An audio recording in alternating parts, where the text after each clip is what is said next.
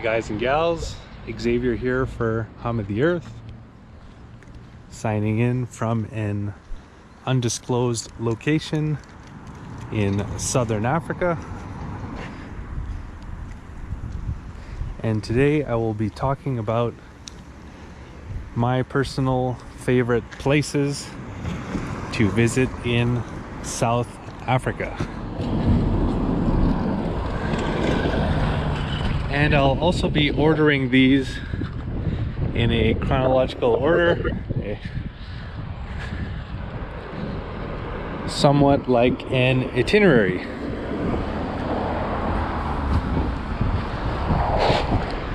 So recently I just bicycled through South Africa, which is a big country. So it took me 2 months and a half, and I got to visit a lot of cool places. So I first flew into Cape Town, and that is the first place I recommend visiting in South Africa. So Cape Town is currently a very trendy city to visit, and for good reason. It's a very beautiful mountainous slash coastal city, and it's a great place if you want to have a posh experience in South Africa, especially if you're a food lover. There's a lot of different types of restaurants that have inspiration from all around the world, and they're all in a small area. Cape Town is not a very big city, and Long Street, which is right downtown, is definitely a good place to start for that.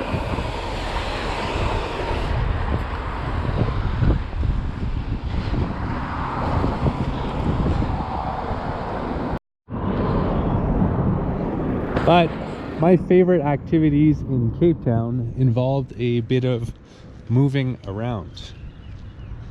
The first activity I would recommend is taking one of the numerous free walking tours of Cape Town. This is a great way to get acquainted with Cape Town's interesting history. That's a statue of Nelson Mandela. And this is where he gave his a really important speech here in this square. It was in 1990, after he had been released from prison, to just get a sense of where everything is and give you some potential ideas for activities you can do in the city,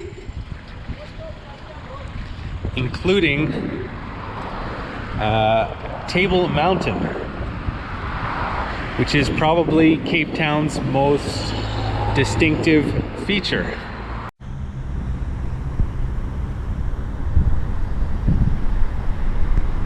So if you're in somewhat decent shape, you can hike up Table Mountain. Getting up and down will probably take you the majority of the day, but you'll be rewarded with some amazing views at the top of Table Mountain, overlooking the city of Cape Town. And if you're not really looking for that kind of strenuous exercise while you're on vacation, there's also the possibility of taking the cable car up and down the mountain. And if you want to get even higher, you can take a heli tour of Cape Town.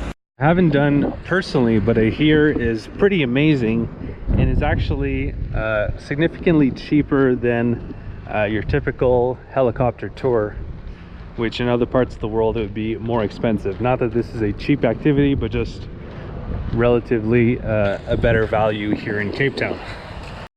So after Cape Town, which I recommend about 4 days, I would recommend going eastwards into the wine region, which is also known as the Garden Route. So if you're a big wine lover, I would recommend going to the town of Stellenbosch and maybe the other towns around there, where you can go on a wine tour and just enjoy some well-priced wine. I'm Canadian, and I found the wines to be about a quarter of the price from back home, so that's definitely good news if you enjoy yourself some wine. Garden Route is the area in between Cape Town and the town of Plettenberg Bay. So for visiting this area, I would definitely recommend hiring or renting, as it's known back home, a car. Just because the public transportation, I've heard, it can be pricey and not really efficient in South Africa. So on the way to Plettenberg Bay, there'll be lots of quaint towns, and you'll be driving through some scenic farmlands.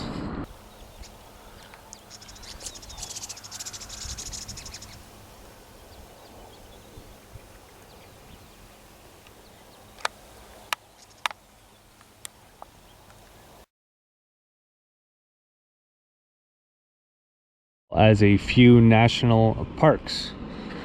Some of the highlights for me were Tsitsi Kama National Park,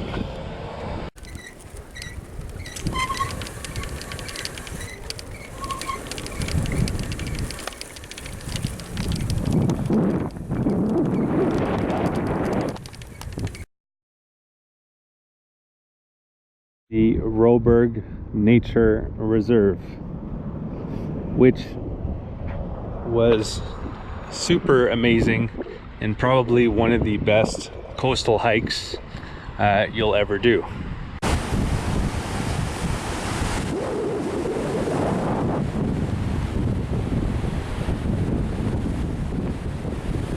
So next on the list is Lesotho, which technically shouldn't be on the list because it's actually a country of its own. But I've included it on this list because it's a small landlocked country within the borders of South Africa. And the borders are truly no fuss. I crossed the borders from Lesotho into South Africa a few times, and there was never really any questioning or anything. They just stamped to leave South Africa, stamped to get into Lesotho, and vice versa. And more importantly, why I'm recommending Lesotho is because I think this is a must do in South Africa.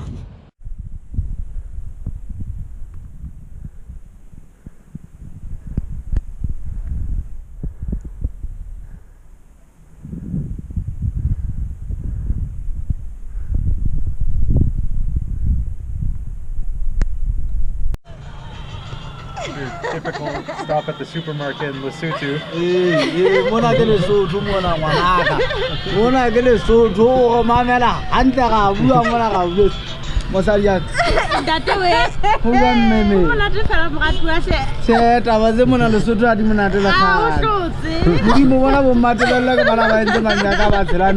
is a beautiful mountain kingdom, and once again I would advise renting a car to just kind of freely move around in this small mountainous country. One of the places I'd recommend visiting is the town of Samanko, Rin Samankong, which has a backpackers there, a hostel, and from there you can walk along the river to the Malitsunyani Falls, which is absolutely stunning waterfall, one of the most impressive in Africa, and a place that will just make you feel small.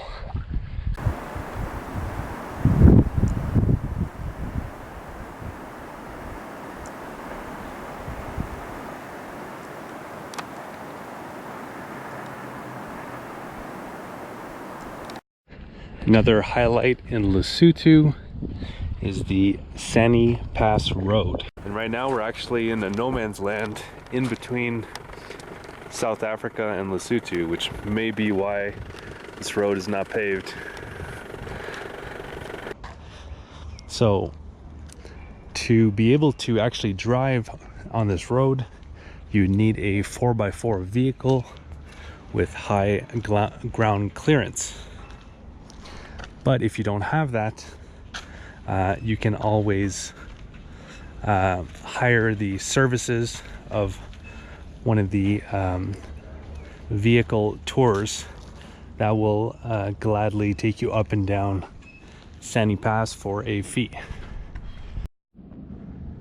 And then once you've come down Sani Pass, I'd recommend going to the coastal city of Durban as a beach destination, because the water is a lot warmer than you would have in the beaches in Cape Town. And also, if you're not really into swimming into the ocean, you can always, because the waves are quite big, there's a lot of surfing going on and parasailing, etc. You can always take a stroll or a bike ride or a rollerblade along Durban's beachfront promenade called the Golden Mile.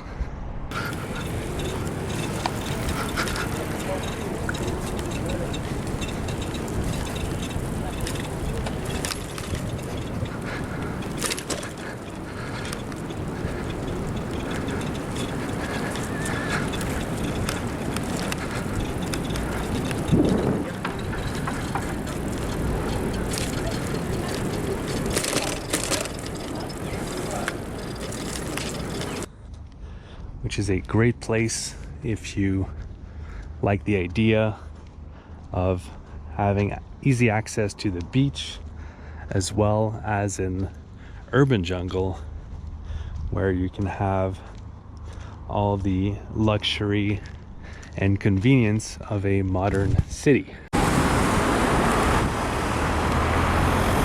Now we are in the downtown area.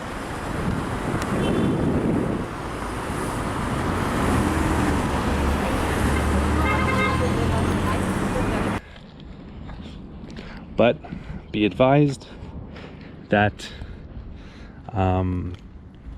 Durban is a little bit gritty, so you definitely want to have your wits about yourself when traveling through the city. So next up is St. Lucia. So this is further up the coast of South Africa. We're almost into Mozambique at this point.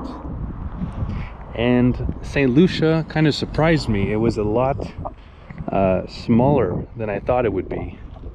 Within a few hours, you already know where everything in town is.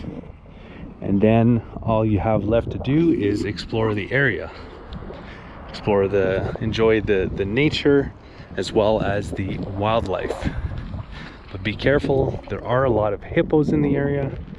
So you definitely don't want to turn the corner and surprise a hippo.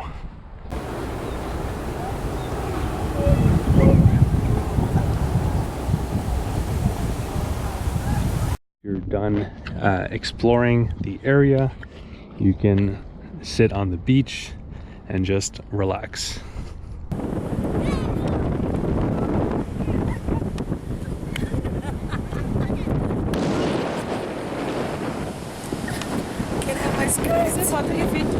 And finally, if you've taken my advice of renting a car, I would recommend going into the province of Mpumalanga. So from the town of Nelspruit, you can go on the panorama route, which is a very scenic road through the most beautiful part of Mpumalanga.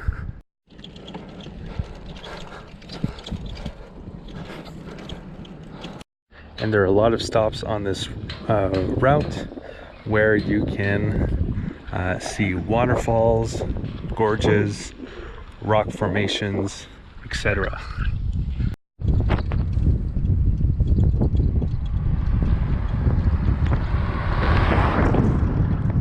That I would consider a must-see is the 3 rondables at the Blyde River Canyon.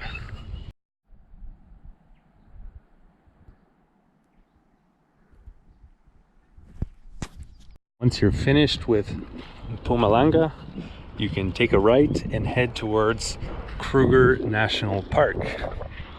So this is South Africa's biggest game reserve, game being animals, and this is where all of your African wildlife fantasies can come true.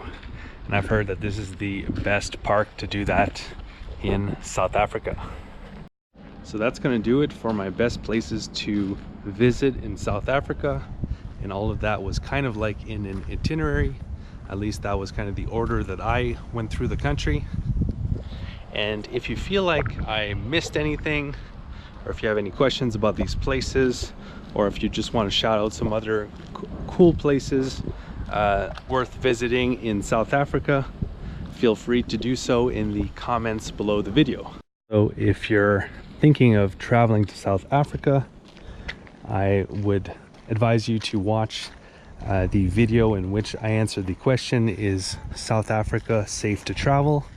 I'll be putting a link to that video in the description for this video. I cycled through South Africa as part of my first leg in my journey, bicycling through the continent of Africa. So going from Cape Town, South Africa to Cairo, Egypt, and all of the videos of the things I got to see and do are available on this same YouTube channel, Hum of the Earth.